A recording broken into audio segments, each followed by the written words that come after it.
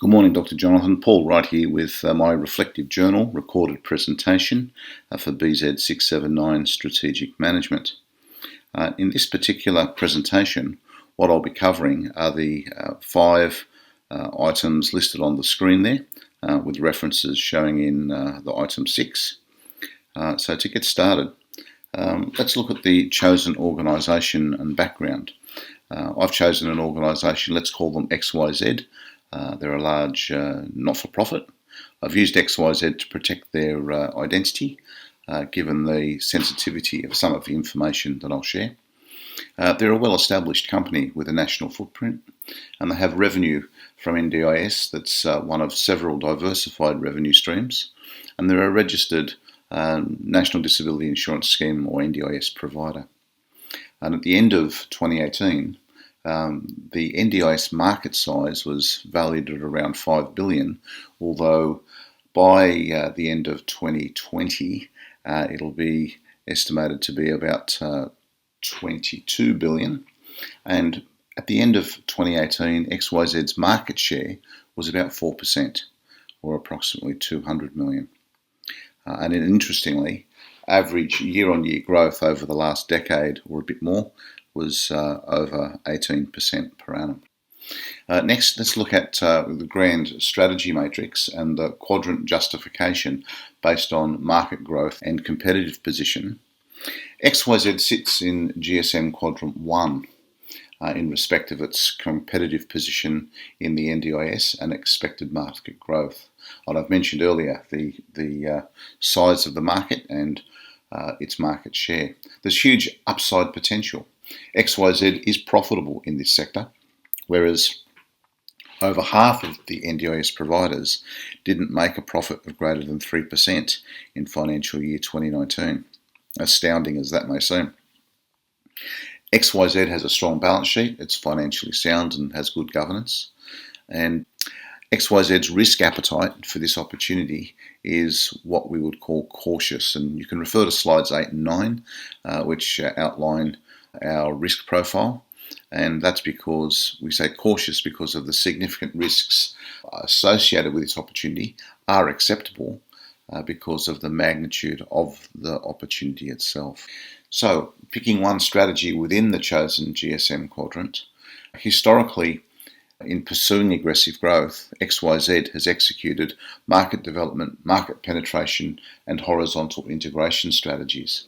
However, in this particular instance, the opportunity exists for XYZ to pursue further growth via product development, particularly in relation to mental health services for people with a disability.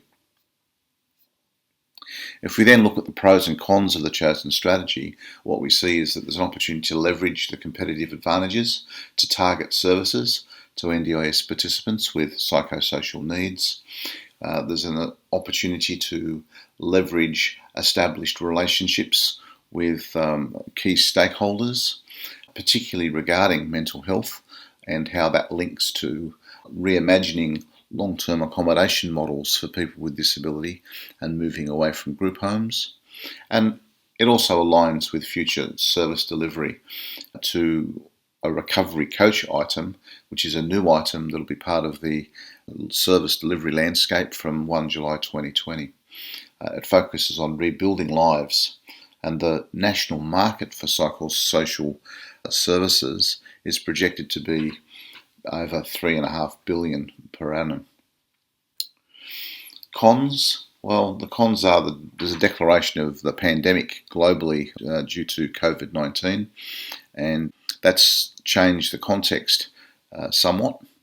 But notwithstanding, XYZ is also currently not viewed by the NDIA as a key player in the mental health sector. And clinical governance and risk management for XYZ would need to be stepped up. Additionally, further work would need to be done to define mental health and NDIS service types and their financial sustainability so that we can decide on the granular detail of the mental health product development strategy.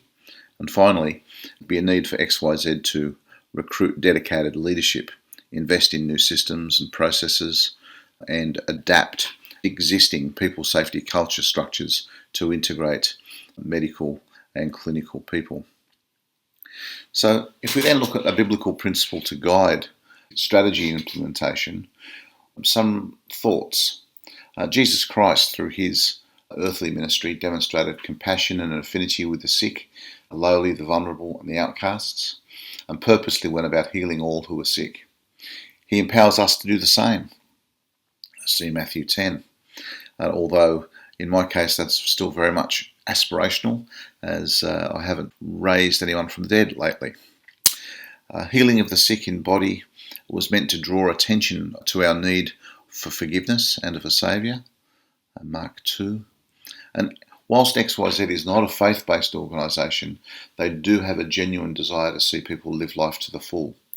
So the mental health strategies focus on rebuilding lives and recovery rather than supporting people to live within the confines of their affliction is very much aligned with Jesus' assertion that he came so that people might have abundant life, John 10.